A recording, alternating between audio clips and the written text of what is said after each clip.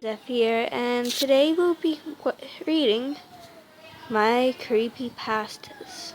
Now, I'm going to be reading it from the sun since I'm not particularly allowed to read like a normal human being. I'll do that. Okay, let's review. Yes. Okay, first we're going to be reading Ticking Clock. I stared at my clock. It had struck midnight. I twitched and cocked my head to the sound of my dog barking. Then silence. I rose to my feet, off the bed, twitching. My bones cracked loudly. I slowly creeped towards my kitchen. I opened my drawer full of knives. They were gone. Where were they? I quickly opened my drawer full of forks, bar knives, and spoons. Heaving a shaky sigh, I looked up to see a white, pale face, displaying a huge carved smile onto it. Looking through my kitchen window, I jumped and grabbed onto my 4 forks. Then, he disappeared. I suddenly let out a cry of pain, and a sharp knife go through my back. Go to sleep. I fell off my knife. The pale carved green killer bent down and started carving a huge smile onto my face. I screamed out for help, soon into a dead silence. The pale man heard sirens in the distance, nearing. Until next time. He laughed, leaving the house and taking the knives with him. The Rogers passed out onto the floor. I woke up, feeling weak, hazy, and in pain. My eyes adjusted to the light. I looked to my right to see a doctor. "How are you feeling?" He smiled kindly. "I'm in a lot of pain. I also feel weak." I croaked weakly. "That's great, Miss Rogers. I want to give you these. It's painkillers. With your mouth being carved into a huge smile, we unfortunately, don't know who did this to you. However, we were able to stitch it back together," he said kindly, handing the adult the painkillers in order. I grabbed onto it and soon swallowed the painkillers. The drunk water, which seemed to leak a little between the gaps of the carved smile. "Thank you." I smiled gently, trying not to break the stitches. However, it kept bothering me. Soon, I was dispatched to the hospital. I ran into my parents' and siblings' house and grabbed one of the 3 hatchets in my dad's shed. I looked at my brother, who gazed at me longingly, emotionless as well. Through the glass window, I let out a sad smile and disappeared into the dark forest. I sat by a small lagoon, hearing static noises. I looked up to see a faceless man with black tentacles coming out of his back. "Slender, right?" I ticked again. "Yes. How do you know, my dear child?"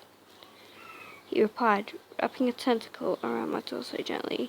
"Stay same where there's not notice, Slender. I'm Ash Rogers. Call me Ticking Clock." I grimaced and played with the stitches, soon pulling them out. "I see. Well, child, care to join me and my proxies at my mansion?" he said in a gentle but soothing voice. "I will." I smiled, and Slender had put me up on my feet, still holding me. Slender Man teleports to the mansion with me. I fell in a bit of a haze and woke up again. I was laying on a bed. It was surprisingly soft. Getting up, I left the room and came face to face with that dreaded, white-faced smile freak. You, I growled. My tail was visible, along with my ears. I grabbed my hatchet from the side and blocked the pale-faced freak's playing attack. Not bad. Slender wants to see you, Wolfie. I hit the male with the blunt side of my hatchet. What's on the door? I'll find it myself, Jack. I mumbled. The pale, carved white male seemed to grin wider, if that was even possible. And that Jack has a name. It's Jeff. Jeff the Killer. Slender's door has a circle with a cross running through it. I groaned.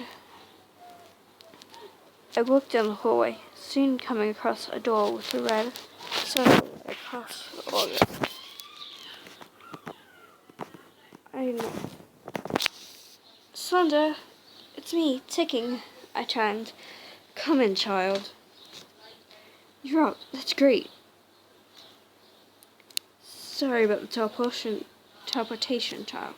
You'll get used to it, he said, soothing my anger, which had risen by Jeff. You must have brought it to Jeffrey Woods. He was cuffed by Jeff shouting, Call me that and you look like that girl in front of you. Slender, man growled. Anyways, you must have run to Jeff.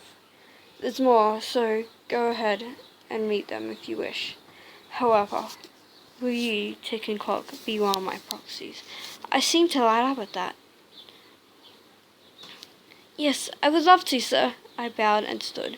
Slenderman gave me 2 butterfly files, one labeled First Killing and Your Contract. I grabbed the folders and sat down and signed the contract, then reading who was the first one I will be killing. I ticked with a great excitement. Here! I chirped, giving it back, and banging outside of his room and into the small town. My first ones were a family. I finished them off with ease, then writ on the wall. Sweet nightmares, bitch. I crackled and left undetected on my very first mission. Arriving back, I came across a lynx guy and someone I had known very well. I almost tackled the male with the blue mask and black hoodie. Eyeless Jack! Long time no see. I gleamed and looked to the link lookalike, which had no eyes and blood oozing from a socket. Hello, Ticking! Eyeless greeted, as the small male had introduced himself.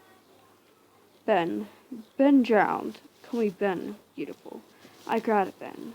Watch that mouth, shorty. EJ, we must talk later. I have to go see Slender and clean off my hatchet. I chirped and went off to Slender's room. Slender, I'm back. I finished the first mission, and I've been not detected, which I'm proud of. I chirped at Slender's door and walked back to my door. I went into the room, cleaning my butterfly hatchet. I went to the door and chirped. Then I had a quick shower, changing into a black and purple hoodie with 3 tights and black Converses. Placing my hatchet on the floor, I sighed and felt a bone crack. I sighed again and got up, seeing Slender about to knock on the door. Hey! I greeted, giving off a warm smile, if that was even possible anyway. Ah, hello child, I have a mission for you. There's a guy that goes by Toby Rogers. He just burnt down his home. Can you go find him and bring him here? Slender could sense my heart racing. I will! I quickly changed and grabbed my hatchet, dropping by the kitchen and grabbed the knife. I ran out the door and left the forest. Running towards her home, I spent for 5 years. I saw Toby staring at the fire. I ran up to him and picked him up. Toby held onto Paul's 2 remaining hatchets tightly, as I held onto him and my weapons tightly. Upon arrival, I put down my younger brother. Hey, Toby. I smiled gently, if that was possible. I held my two weapons on my back and carried my brother's weapons as well. Opening the door, I smiled gently, if that was even possible again. All the proxies looked towards me and Toby. Everyone, this is Toby, my other. Treat him well. I cherish my brother very much, and if anything were to happen to him, I'd be in an endless loop of sadness, still holding onto the tiny hand of Toby. I went to Slender. Toby, this is Slender. I'm sure you've met him before. Toby nodded, slowly and emotionless, covered in blood, probably her dad's blood. Slenderman instantly warmed up to the small child. Then he spoke up to me.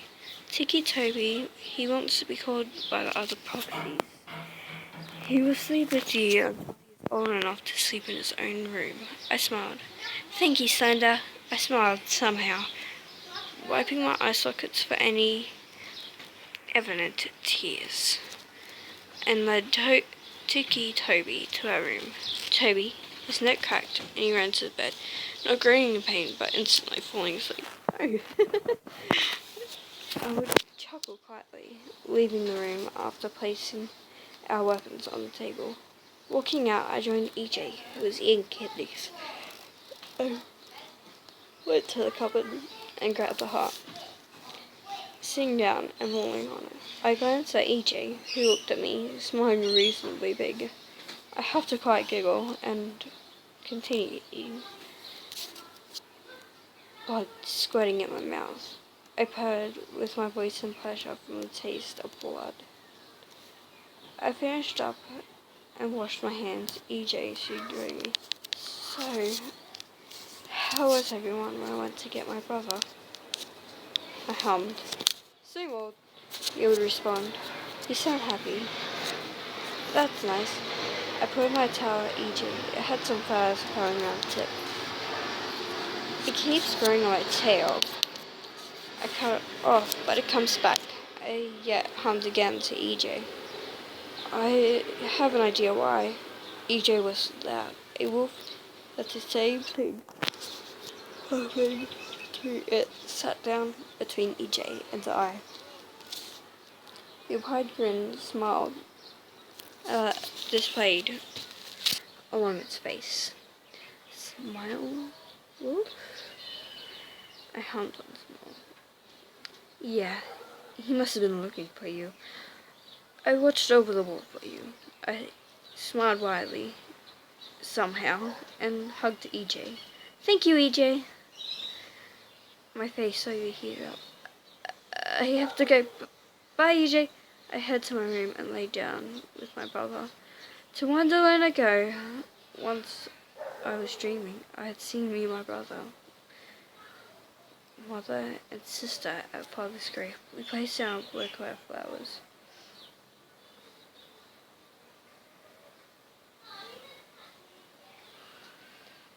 And her chat into the darkness of a night.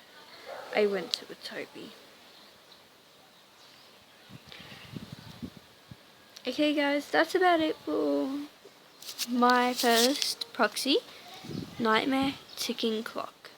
Okay, I hope you've had fun and bye bye!